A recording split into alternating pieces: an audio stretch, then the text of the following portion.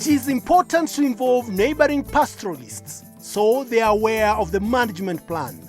Everyone will now know where and when rules and bylaws will be enforced, which helps to prevent conflicts over grazing. Now, let's see how the management plan has been implemented here in Baringo.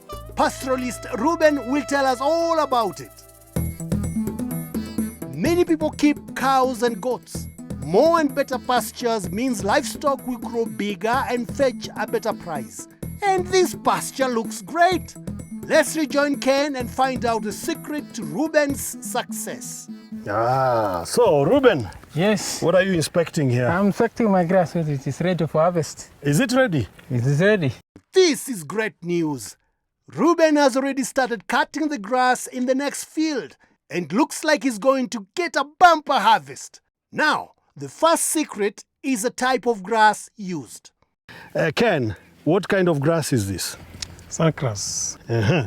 Yeah. Where did you hear about suncross? Reconcile. Yes. Through PRM. From Ken here? Yeah. You seem very happy about this. Very happy indeed. Okay. Yeah. First of all, my animals are not going far. Now, when I cut this one, I belt, and then my animals get, and then that's conserved soil. This place was eroded before. So it's helping in soil erosion and feeding your animals? Feeding my animals. And also this one is resistant. It is rot tolerant to the hot area like this hazard areas, not like the others. So it is only when it rains, it regenerates, and it can last for the next 10 to 15 years. Wow. And it's very appetizing. You can see them smiling. Yeah, it's very smiling. appetizing. Yeah, they appetizing, and the milk production goes the milk production also go high up. Yes. The second secret to Ruben's success is his use of temporary fencing. It allows the grass to grow without being eaten by livestock. But it's not a permanent fence, as commonly used to mark private land. I use the local materials. So you use the local materials that are readily available to be able to fence your land. Yes. So what Ruben has done here is very encouraging. These invasive species which they've removed from the bigger rangelands and just use that as natural fencing. And it's also important because you shift these fences sometimes, especially for grazing. It comes handy, but if you put, this permanent fence, you will be doing something else. You will be coming up with more or less like a ranch. Without these temporary barriers, livestock can overgraze the land. This means the grasses won't grow back and the soil will get ruined, as we can see here in this overgrazed land just a few kilometers outside Ruben's homestead. Instead, Ruben removed the invasive cactus plant and used them as a fence. That's great, as it helps indigenous plants regrow and provides cover for the soil. My focus and dream is to see a functional, healthy rangelands in this area. So in other words, more livelihoods opportunities created within the rangelands and in a sustainable manner. I'm very happy. Okay. Thank you so much. Thank you.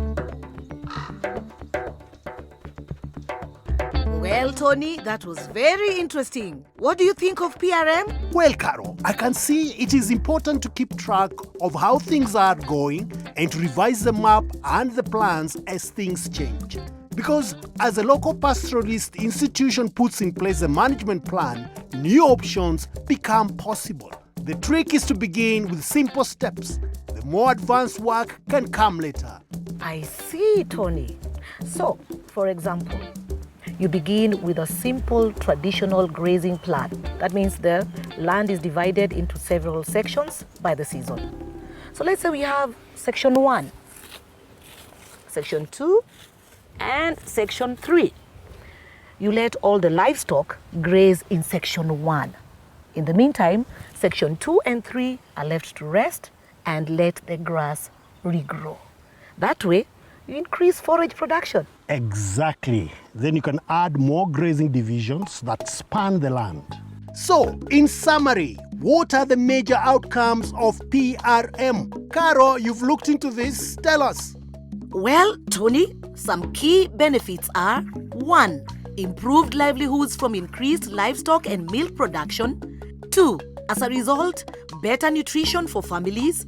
3. A healthier and more stable environment thanks to reversing land degradation. 4. Wildlife conservation. 5. Less conflicts over resources. And 6. Good size of herd that helps stop land degradation. Wow, that's very impressive.